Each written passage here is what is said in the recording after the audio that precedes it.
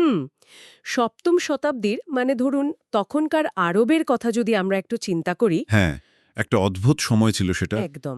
চারিদিকে নানা বিশ্বাস আর অবিশ্বাস, গোত্রীয় সংঘাত আর ক্ষমতার একটা চরম দম্ভ ছিল তখন। আর ঠিক সেই সময়েই মক্কার বুকে একটা শব্দ শোনা গেল। এমন একটা শব্দ যা তখনকার সমাজের চিন্তার ভিত্তিমূল একেবারে কাঁপিয়ে দিয়েছিল। শব্দটা ছিল আল হাক্কা। ঠিক, আল হাক্কা, যার ভাষাতাত্ত্বিক অর্থ হল অবধারিত সত্য, বা যাকে আমরা বলতে পারি দি ইনএভিটেবল রিয়ালিটি। তো আজকের এই ডিপ ডাইভে বা আমাদের এই গভীর আলোচনায় আমরা প্রবেশ করতে যাচ্ছি পবিত্র কোরআনের অত্যন্ত শক্তিশালী আর মহাজাগতিক একটা অধ্যায়। 69th সূরা আল হাক্কা। হ্যাঁ, সূরা আল হাক্কার গভীরে। এই সূরার পড়তে পড়তে মানবজাতির অতীত, বর্তমান আর অনিবার্য ভবিষ্যতের একটা নিখুঁত চিত্র ফুটে উঠেছে। মক্কায় অবতীর্ণ হওয়া এই সূরাটি সত্যি অসাধারণ একটা ঐশী বার্তা। এর মূল বিষয়বস্তুই হল শেষ বিচারের দিনের অনিবার্যতা আর মানব জীবনের নৈতিক দায়িত্ব। এ দুটোর মধ্যে একটা অদ্ভুত সুন্দর মেল বন্ধন দেখানো হয়েছে এখানে। তো বিশ্লেষণের শুরুতেই আমাদের কিন্তু একটা ব্যাপার খুব স্পষ্টভাবে জানিয়ে দেওয়া দরকার, মানে আমাদের আজকের এই আলোচনার উৎসগুলো আসলে কি। হ্যাঁ, এটা খুব জরুরি। আজকের এই পুরো আলোচনাটি কোনো বিচ্ছিন্ন বা ধরুন আধুনিক মনগড়া ব্যাখ্যার উপর ভিত্তি করে তৈরি হয়নি, একদমই না। বরং এর পুরোটাই মূলধারার সুন্নি স্কলারশিপ, অর্থাৎ দীর্ঘ 14 শতাব্দী ধরে চলে আসা সুন্নি ইসলামী পণ্ডিতদের যে ইজমা আছে তার উপর ভিত্তি করে তৈরি। আর এই ঐকমত্যের ভিত্তিটা কিন্তু বিশাল। আমরা আজকের আলোচনায় ইবনে কাসির, আল কুরতুবি বা আল তাবারের মতো প্রখ্যাত মুফাসিরদের তাফসির ব্যবহার করছি। সাথে সেহা সিত্তা বা 6টি প্রামাণ্য হাদিস গ্রন্থের রেফারেন্স তো থাকছেই। সব মিলিয়ে প্রায় 150 জনেরও বেশি প্রখ্যাত স্কলারের ব্যাখ্যার আলোকে এই সূরাটি আমরা বোঝার চেষ্টা করব।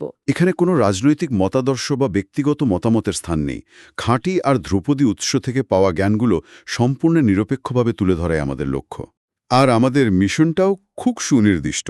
সূরার আয়াতগুলো কিভাবে অতীত জাতিগুলোর পতনের ইতিহাস থেকে শুরু করে মহাজাগতিক ধ্বংসের বাস্তবতার সাথে আমাদের দৈনন্দিন জীবনের নৈতিকতা আর সামাজিক দায়িত্ববোধকে যুক্ত করে, সেটাই আমরা ধাপে ধাপে আবিষ্কার করব। তাহলে সূরার একেবারে শুরুর আয়াতগুলো নিয়ে শুরু করা যাক। শুরুতেই মানে শব্দগতভাবে একটা বিশাল ধাক্কা দেওয়া হয়েছে। হ্যাঁ, প্রথম 3টি আয়াতে আল হাক্কাহা শব্দটি 3বার ব্যবহার করা হয়েছে। অবধারিত সত্য। অবধারিত সত্য কি? এবং কিসে আপনাকে জানাবে অবধারিত সত্য কি?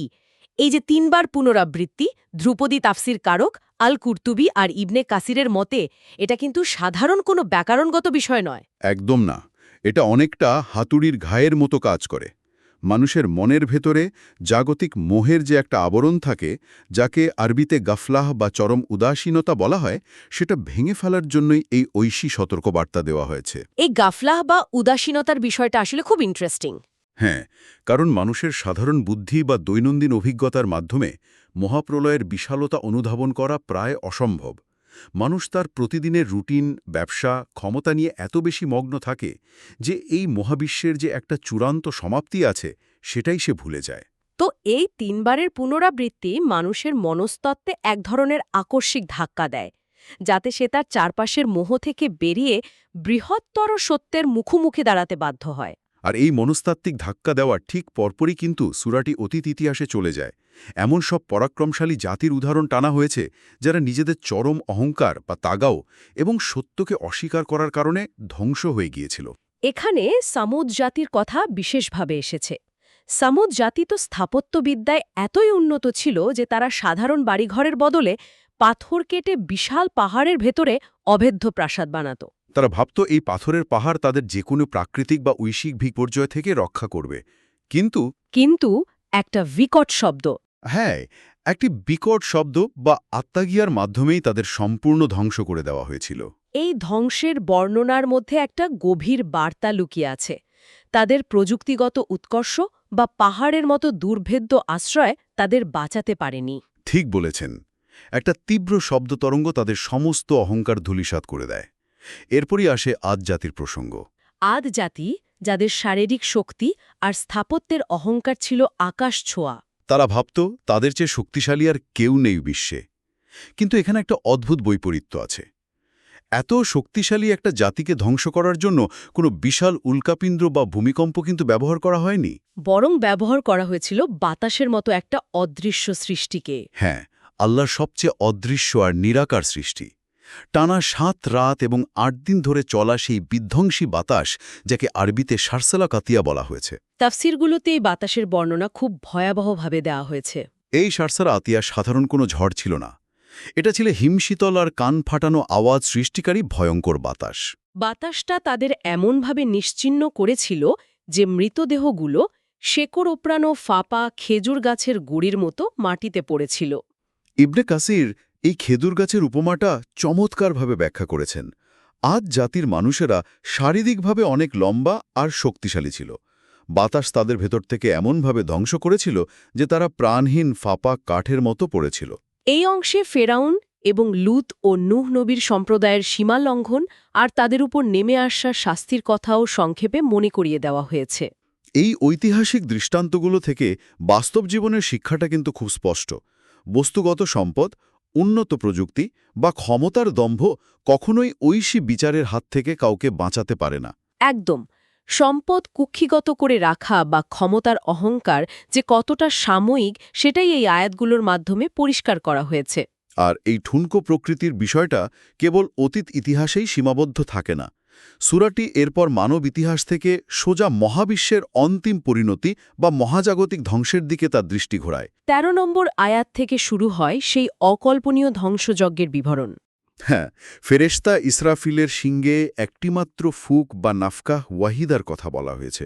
মাত্র একটা ফুক, আর তাতেই পৃথিবী ও বিশাল পর্বতমালা উৎপাটিত হয়ে চূর্ণ বিচূর্ণ হয়ে যাবে। পাহাড়ের মতো বিশাল জিনিসগুলো যখন এক মুহূর্তে ধুলোয় মিশে যাবে, তখন আসমান বা আকাশমণ্ডলীয় বিদীর্ণ হয়ে যাবে। এই অংশের সবচেয়ে রোমাঞ্চকর জায়গাটা হল ৮ জন ফেরেশতার আল্লাহর আরশ বহন করার বর্ণনা। এই ফেরেশতাদের বিশালত্বের ধারণাটা মানুষের কল্পনার অতীত। এটার ধারণা দিতে গিয়ে আমরা সুনান আবি দাউদের ৪৭২৭ নম্বর প্রামাণ্য হাদিসটির কথা উল্লেখ করতে পারি। এই হাদিসে বলা হয়েছে, আরশ বহনকারী এই ফেরেশতাদের কানের লতি থেকে কাঁধ পর্যন্ত দূরত্ব হল ৭০০ বছরের পথ। এটা চিন্তা করলেই তো অবাক লাগে। এই বিশালত্বের ধারণা মূলত স্রষ্টার অকল্পনীয় মহিমা আর নিরঙ্কুশ ক্ষমতার বিষয়কে ব্যাখ্যা করে। সুন্নি বিশ্বাস অনুযায়ী এই বর্ণনাগুলোকে আক্ষরিক অর্থেই বিশ্বাস করতে হয়, তবে এর ধরনটা মানুষের বোধগম্য নয়। ঠিক।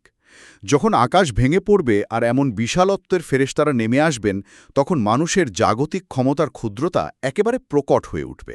আর ১৮ নম্বর আয়াতে বলা হয়েছে, সেদিন মানুষকে উপস্থিত করা হবে এবং কোনো গোপন বিষয়েই আর গোপন থাকবে না। মানুষের সব গোপনীয়তা প্রকাশের এই আতঙ্কটা কিন্তু আমাদের প্রতিদিনের জীবনের জন্য খুব প্রাসঙ্গিক। মহাবিশ্বের এই ভঙ্গুরতা আমাদের শেখায় যে পার্থিব সম্পদ বা ক্ষমতার উপর নির্ভর করাটা চরম বোকামি। যেদিন আসমান জমিন ভেঙে পড়বে, সেদিন দুনিয়ার খ্যাতি কোনো কাজে আসবে না। তাই জীবনে নিখাদ আন্তরিকতা বা ইখলাস আর প্রতিনিয়ত আত্মবিশ্লেষণ বা মুহাসাবা করাটা খুব জরুরি। গোপনে করা অন্যায়গুলো চূড়ান্ত বিচারের দিন সবার সামনে উন্মোচিত হওয়ার আগেই শুধরে নেওয়া উচিত। আর এই চূড়ান্ত হিসাব নিকাশের প্রসঙ্গটা যখন আসলই, তখন সূরার সবচেয়ে আবেগঘন অংশে আমাদের প্রবেশ করতে হয়। আমলনামা বা জীবনের হিসাবের খাতা ডান বা বাম হাতে পাওয়ার মুহূর্তটা। হ্যাঁ, ১৯ নম্বর আয়াতে বলা হয়েছে, যাদের আমলনামা ডান হাতে দেয়া হবে তাদের উচ্ছ্বাসের কথা। তারা আনন্দে আত্মহারা হয়ে চারপাশের মানুষকে চিৎকার করে বলবে, নাও আমার আমলনামা পড়ে দেখো। নিজের ভালো ফলাফল সবাইকে দেখানোর যে একটা স্বাভাবিক মানবীয় প্রবৃত্তি, সেটা এখানে দারুণভাবে ফুটে উঠেছে। আর এই উচ্ছ্বাসের পেছনের মনস্তাত্ত্বিক কারণটাও সুন্নি তফসিরকারকরা সূক্ষ্মভাবে বিশ্লেষণ করেছেন। ২০ নম্বর আয়াতে ওই ব্যক্তি বলছে যে সে জানত তাকে হিসাবে সম্মুখীন হতে হবে। এখানে আরবি জানানাতু শব্দটা ব্যবহার করা হয়েছে। জানান মানে তো সাধারণত ধারণা করা বোঝায়। ঠিক। তবে তফসিরকারকদের ঐক্যমত হল, এই আয়াতে জানানতু মানে শুধু ধারণা করা নয়, এর অর্থ হল দৃঢ় বিশ্বাস বা ইয়কিন। এই ইয়াকিন বা দৃঢ় বিশ্বাসই হল তার সফলতার মূল চাবিকাঠি। একদম। সে পার্থিব জীবনে গভীরভাবে বিশ্বাস করত যে তাকে একদিন এই কঠিন হিসাবে সম্মুখীন হতে হবে। এই ইয়াকিনের কারণেই সে নিজের প্রবৃত্তিকে নিয়ন্ত্রণ করেছিল। আর তার পুরস্কার স্বরূপ সে সুউচ্চ জান্নাতের আনন্দ লাভ করবে। কিন্তু এর ঠিক পরের দৃশ্যটাই চরম হৃদয় বিদারক। বাম হাতে আমলনামা পাওয়ার চিত্রটা। হ্যাঁ, যাদের আমলনামা বাম হাতে দেওয়া হবে তারা নিজেদের সম্পূর্ণ ধ্বংস কামনা করবে। তারা আক্ষেপ করে বলবে, হায়, আমাকে যদি আমলনামা দেওয়াই না হতো। এই আক্ষেপের মধ্যে একটা গভীর ভাষাতাত্ত্বিক বিষাদ লুকিয়ে আছে, বিশেষ করে যখন তারা তাদের সম্পদ আর ক্ষমতার কথা উল্লেখ করে। কোরআনের এই অংশের ভাষাতাত্ত্বিক সূক্ষ্মতাটা সত্যিই অসাধারণ। বাম হাতে আমলনামা পাওয়া ব্যক্তি যখন চরম আক্ষেপে বলে, মালিয়া বা আমার সম্পদ আজ কোনো কাজে এলো না, এবং সুলতানিয়া বা আমার ক্ষমতা আজ সম্পূর্ণ ধ্বংস হয়ে গেছে। এই শব্দগুলোর শেষে হা অক্ষরের একটা বিশেষ ব্যবহার আছে, তাই না? হ্যাঁ, আরবি ব্যাকরণে একে বলা হয় হা আসাক্ত বা নীরবতার হা। এই হা আসাক্তের বিশেষত্ব হল এটা উচ্চারণ করার সময় গলার ভেতরে শ্বাসটা হঠাৎ করে আটকে যায়, যেন সম্পদ আর ক্ষমতার দম্ভ এক নিমেষে নিঃশেষ হয়ে যাওয়ার একটা দীর্ঘশ্বাস। ঠিক তাই। সে যখন বলে মালিয়া বা সুলতানিয়া, তখন শেষের হা ধ্বনিটি গলার কাছে এসে আটকে যায়। এটা তার ভেতরের নিঃস্বতা আর চরম হতাশার একটা ধ্বনিতাত্ত্বিক রূপ। সম্পদ কুক্ষিগত করে রাখার ক্ষমতার মোহের প্রতি এর চেয়ে কঠোর সতর্কবার্তা আর কি হতে পারে? পার্থিব প্রতিপত্তি যে পরকালের সম্পূর্ণ মূল্যহীন যদি না তা মানুষের কল্যাণে ব্যবহৃত হয়। আর অপরের কল্যাণের এই বিষয়টা সূরার পরবর্তী অংশে সরাসরি শাস্তির কারণ হিসাবে উঠে এসেছে। এটা আমাদের গভীরভাবে চিন্তায় ফেলে দেয়। ৩০ নম্বর আয়াত থেকে জাহান্নামের যে শাস্তির কথা বলা হয়েছে, অপরাধীকে পাকড়াও করে ৭০ হাত লম্বা শিকলে বেঁধে ফেলা আর খাবার হিসেবে ফুটন্ত পুজ বা গিসলিন দেওয়া। এই ভয়াবহ শাস্তির পেছনের মূল কারণ কি তা আমাদের খুব মনোযোগ দিয়ে দেখতে হবে। শাস্তির কারণ হিসাবে ৩৩ এবং ৩৪ নম্বর আয়াতে বলা হয়েছে, সে মহান আল্লাহর প্রতি বিশ্বাস স্থাপন করত না এবং সে অভাবগ্রস্ত বা মিসকিনদের খাবার দিতে উৎসাহিত করত না। ওয়ালা ইয়াহুদ্দু আলা তাআমিল মিসকিন, মানে শাস্তির কারণ শুধু স্রষ্টাকে অস্বীকার করা নয়, বরং দরিদ্রদের প্রতি চরম উদাসীনতাও। এই আয়াতটি যদি আমরা সুন্নি স্কলারশিপের গভীরে গিয়ে বিশ্লেষণ করি, তাহলে সমাজের কাঠামোগত ৩টে অসাধারণ বিষয় বেরিয়ে আসে। প্রথমটা তো সহানুভূতির অভাব। একদম। এখানে বলা হয়নি যে সে নিজে দরিদ্রদের খাওয়াত না, বলা হয়েছে সে অন্যদের উৎসাহিত করত না। নিজে গরিব হলে অন্যকে সাহায্য করার জন্য মৌখিক উৎসাহটুকু না দেওয়াটা চরম স্বার্থপরতা। দ্বিতীয় বিষয়টি তো সমাজের কাঠামোর সাথে জড়িত। শুধু ব্যক্তিগত দান খয়রাত করাটাই শেষ কথা নয়। হ্যাঁ, উৎসাহিত করা বা তাগিদ দেওয়ার মানে হল এমন একটা সামাজিক কাঠামো গড়ে তোলা যেখানে দরিদ্রদের অবহেলা করা হবে না। এটা এমন সমাজ ব্যবস্থাকে প্রত্যাখ্যান করে যা মুষ্টিমেয় কিছু মানুষের হাতে সম্পদ আটকে রাখে। সমাজ থেকে ক্ষুধা দূর করার সংগ্রাম করাটাই হল এই আয়াতের মূল দাবি। আর তৃতীয় বিষয়টা হল উদাসীনতার পাপ। দরিদ্রদের অধিকারকে সম্মান না করে তাদের অবজ্ঞা করাটা এত বড় অপরাধ যে এটা স্রষ্টাকে অস্বীকার করার ঠিক পরে স্থান পেয়েছে। ইসলামে বিশ্বাসে শুধু ইবাদত করাই যথেষ্ট নয়, তার সাথে সামাজিক ন্যায়বিচার যুক্ত না থাকলে মুক্তি সম্ভব না। স্রষ্টা আর সৃষ্টি উভয়ের প্রতি দায়িত্ব পালন করতে হবে। এরপর সূরাটি তার উপসংহারের দিকে এগোয় আর মক্কাবাসীদের একটা বড় অভিযোগ খণ্ডন করে। মক্কার লোকেরা তো নবী মোহাম্মদ সাল্লাল্লাহু আলাইহি ওয়াসাল্লামকে কবি বা গণক বলে অপবাদ দিত। কারণ কুরআনের ভাষা তাদের জাদুর মতো আকর্ষণ করত। তাই তারা বলতো, কবিরা তো কল্পনা থেকে কথা বলে, আর গণকরা জিনদের তথ্য চুরি করে আনে। কিন্তু আল্লাহ দৃশ্য ও অদৃশ্য সবকিছুর শপথ করে বলেছেন যে এই কোরআন কোনো কবির কথা নয়, বরং এটি একজন সম্মানিত রাসূল বা রাসূলে করিমের বাণী। রাসূল নিজে থেকে কোনো শব্দ সংযোজন বা বিয়োজন করেন না।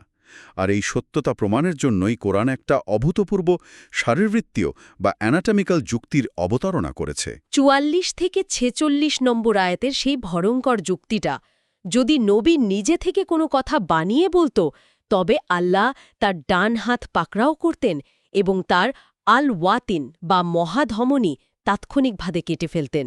ডান হাত দিয়ে পাকড়াও করা মানে চূড়ান্ত ক্ষমতার সাথে গ্রেফতার করা, আর হৃৎপিণ্ডের ধমনিচ্ছিন্ন হলে মৃত্যু তো অবধারিত। ইবনে বাসির আর আল তাবারির মতো স্কলাররা এই যুক্তির গভীরতা খুব সুন্দরভাবে বুঝিয়েছেন। সর্বশক্তিমান স্রষ্টা কখনোই একজন মিথ্যাবাদীকে এমন অভূতপূর্ব বিজয় আর ঐশী সুরক্ষা দিতেন না। নবীর নিরবচ্ছিন্ন সাফল্যই হল কোরআনের ঐশী উৎস আর তার সততার সবচেয়ে বড় প্রমাণ। আমরা একেবারে শেষ পর্যায়ে চলে এসেছি। সূরার শেষ আয়াতগুলো অর্থাৎ ৪৮ থেকে ৫২ নম্বর আয়াতে বলা হয়েছে, এই কোরআন মূলত তাদের জন্যই উপদেশ যাদের অন্তরে তাকওয়া বা স্রষ্টার সচেতনতা রয়েছে। আর যারা সত্যকে অস্বীকার করবে, শেষ বিচারের দিন তাদের জন্য কেবলই হাসরা বা আক্ষেপ অপেক্ষা করছে। তবে সূরার একেবারে শেষ আয়াতে ৫২ নম্বর আয়াতে একটা নির্দেশ দেওয়া হয়েছে, আপনার মহান রবের নামের পবিত্রতা ঘোষণা করুন।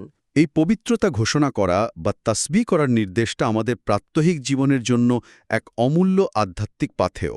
যখন জাগতিক হতাশা বা চারপাশের মানুষের প্রত্যাখ্যান আমাদের ঘিরে ধরে, তখন এই তাসবিহ আমাদের জন্য একটা আধ্যাত্মিক নোঙর হিসেবে কাজ করে। এটা মনের অস্থিরতাকে প্রশমিত করে আর মনে করিয়ে দেয় যে জাগতিক কষ্ট স্থায়ী নয়, স্থায়ী কেবল সেই অবাধারিত সত্য বা আল হাক্কা।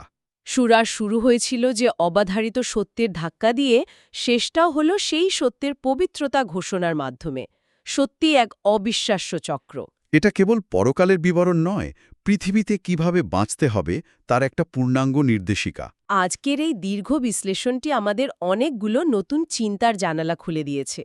অতীত জাতির পতন, মহাজাগতিক ধ্বংস আর সমাজের উপেক্ষিত মানুষের অধিকার সব এক সুতোয় গাঁথা। একদম। এই পুরো আলোচনাটি আমাদের গভীরভাবে শিখতে শেখায়, আমাদের পার্থিব জীবনের চূড়ান্ত সফলতা যদি শুধু ব্যক্তিগত বিশ্বাসের ওপর নির্ভর না করে, বরং ক্ষুধার্ত মানুষের পক্ষে আমরা কতটা সোচ্চার ছিলাম তার উপরে নির্ভর করে, তবে কাল সকাল থেকে আমাদের সমাজ ও অর্থনীতির কাঠামো নিয়ে আমাদের দৃষ্টিভঙ্গি কতটা বদলে যাওয়া উচিত। এই প্রশ্নটি হয়তো আমাদের অনেককেই নতুন করে নিজেদের সামাজিক দায়িত্ববোধ নিয়ে ভাবতে বাধ্য করবে। আজকের ডিপ ডাইভ এখানেই শেষ করছি। নতুন কোনো বিষয় নিয়ে আবারও কথা হবে।